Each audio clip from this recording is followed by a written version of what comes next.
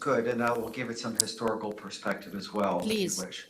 Um, the first time I went, it was during the heat of the war, and that's what I was referring to on the CBS interview as the worst I've seen in my 30 years of attending to global traumas. All those traumas combined, including the Haitian earthquakes, where I was at 5 times, and at ground zero, working in the murder capital of the world in Honduras. Um, all those for decades, all that combined didn't equal what I did see in Gaza in my first week until the second year I was there. I was there when Israel broke the ceasefire, and to be clear, Israel has broken every single ceasefire they have ever entered with a Palestinian group. But they broke the ceasefire at 2:30 in the morning, and um, and then it was quite significant. The blood that was all over the floor of the emergency room and hallways was pervasive. One could not see the tile on the floor. Uh, there was a child that covered every square centimeter of the floor. And if not a child, an extremity that belonged to another human or their parent, many of whom came in without parents. Um, and I would find myself having to step over um, children that were bleeding to death, often reaching up and grabbing my pant leg as they lay on the floor, uh, several times with their only remaining extremity, having lost one arm and both legs. And I would have to pull them off of me as I looked back and watched them bleed to death so that I could um, hopefully get to somebody that I could save. And that was all night long in a hospital that was depleted of supplies. There was no soap. There was no orthopedic equipment. I was fixing children's fractures with drill bits, the tools that we use, just like when you're building shelves out of wood, you drill a hole first and then you put a screw into that hole. But we had no screws left and we had no metal plates left. So I was using, uh, just the drill bits because that's all that was left. And um, and then often we would go retrieve the next person and realize that the tourniquet on their leg we could have saved that leg, but there's only 2 orthopedic surgeons at this hospital, and we can't operate on 2 people at the same time. Often we were operating on 2 people at the same time, but there were many extremities that may have been savable, but we have to keep tourniquets on them. And may I take a moment and tell you of what I saw the rest of that night? Yes, please. All right, and then I will continue with that. Um, the very next morning, after the breaking of the ceasefire, when all that I described to you was just in the 5 hours before sunrise. When the sun came up and I walked to the balcony to get some air, I was pushed back immediately by a strong sense of sulfur smell, a putrid symphony of gunpowder, raw sewage, decaying corpses, and necrotic wounds. The next day, actually within that week, I amputated the leg of a Frenchman and another European, where the IDF attacked a safe house, which has the same diplomatic protection as an embassy, and attacked them in their safe house with a 124 millimeter Markava tank shell made in the United States. And several Europeans lost their legs. Several died at the scene, and one had to go to where the only neurosurgeon in the country was, to another hospital. Although it's only 5 miles away, it was a 2-hour drive, and I'm told that he did not survive. I had taken the testimony of several Palestinian doctors, several of which were in prison for up to 11 months to a year. The only living pediatric orthopedic surgeon in Gaza during this whole conflict, one who specializes in fixing only children's skeletal fractures and tumors, was taken prisoner out of the operating room, as were many surgeons and nurses. And this surgeon in particular had every one of his fingers crushed by hammers and pliers, with them saying, if you tell me where Hamas is hiding in the hospital, we'll let you go. And he would plead that I know nothing of that. They then raped him, putting narrow vegetables soaked in pork blood up his rectum by female IDF soldiers. An impressive humiliation, a hard humiliation for any human being, let alone a devout Muslim. And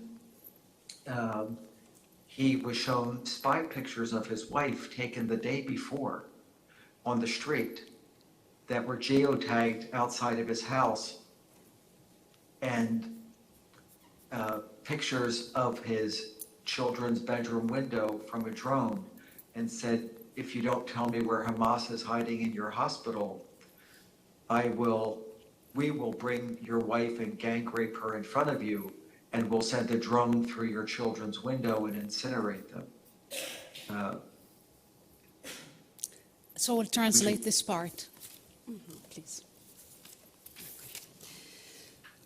Un momento per tornare indietro ancora al mattino dopo la violazione del cessate il fuoco da parte di Israele, e erano circa questo è successo 5 ore prima dell'alba. Quando poi è sorto il sole avevo bisogno di uscire un attimo fuori all'aria aperta per prendere un po' d'aria, però sono stato immediatamente respinto da un terribile cattivo odore. L'aria era putrida, si sentiva l'odore della polvere da sparo, delle fogne che ormai erano a cielo aperto e anche dei corpi in decomposizione. Il giorno seguente ho amputato anche la gamba a un cittadino francese e a un altro europeo, perché Israele aveva attaccato la loro sede nonostante fosse sotto tutela proprio come un'ambasciata, ma aveva colpito questa sede con proiettili da 124 mm fabbricati negli Stati Uniti, e sono molti i cittadini europei che hanno perso le gambe, molti sono morti e altri sono stati trasferiti anche a ospedali più distanti, a circa 2 ore di macchina, ma alcuni di loro non sono sopravvissuti. Ci sono poi testimonianze di molti medici, di chirurghi che hanno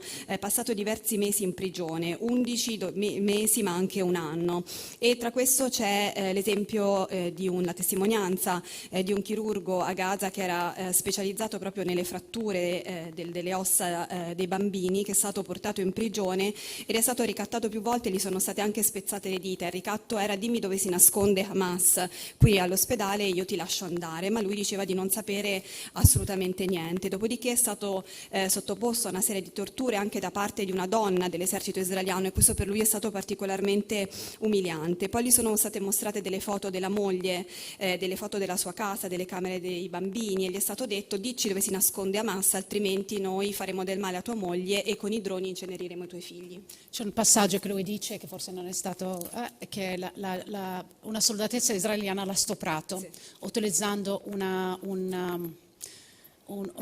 un bastone ma una verdura, in pratica una verdura, e l'ha intrisa nell'acqua, nel sangue del maiale, perché sa che lui è musulmano, quindi. E poi hanno minacciato la moglie di, se lui non confessava dove Hamas, anzi confessava anche di essere un membro di Hamas, allora portavano la moglie e la stupravano in gruppo. Mark, would you continue? What happened to that colleague of yours that was raped by the soldier? Well, both he and everyone I interviewed were obviously set free because they realized that they don't know where Hamas was hiding in the hospital, because Hamas was never hiding in the hospitals. They were never hiding in the basement or in tunnels of any hospital. And that's been well proven, including Al-Shifa Hospital, where the chief of the orthopedic department, a brilliant man, actually died while in custody in an Israeli prison. And I might point out that we talk about the Jewish hostages, but nobody is talking about the still 350 medical workers alone that are in prison in Israeli jails. All there without charges, all there without legal representation, all without an opportunity to leave. And they are functionally hostages as well, but the Western world never addresses that. Okay. This is a very, very, very simple thing to address. The cause of this increased anti-Semitism is Israel itself, including the murders that happened in DC of as a Christian Zionist who was engaged to a Jewish Zionist walking out of the Jewish Museum. That was a horrible assassination. But the cause of the anti-Semitism is the government of Israel. We should respect Israel as a country, but only their government when they deserve it. What Israel is doing is that when any decent person who criticizes Israel's ultra-right-wing government's murderous actions, they quickly get labeled as anti-Semitic. This manipulative propaganda is forcing the world not to oppose the government of Israel, but rather blame every Jew who walks the street for what's happening in Palestine, and this is directly fertilizing anti-Semitism. I'd like to continue, but please translate that first. Even the most respectable Jewish Holocaust historians, including Professor Amos Goldberg, claim that this, and I'm going to quote Professor Goldberg of Tel Aviv University, this Israeli government is committing a genocide, close quote. What Professor Goldberg is agreeing to is what every single human rights organization in the world has already declared to be a genocide, including Bet Salam, which is the most prominent Jewish human rights organization. Why are we afraid to call it a genocide? Because we're all afraid of being labeled by the Zionists as Jew haters. We're all afraid of being accused of being anti-Semitism. But we are doing the world a disservice by not calling it what it is. By every single legal definition, they attempt to eliminate a population in whole or in part defines genocide, period. Thank you, Mark. Be bold, be honest, call it what it is. Thank you so much, Mark. Thank you for being a witness, and thank you for being a great human being. Thank you. Thank you for your work.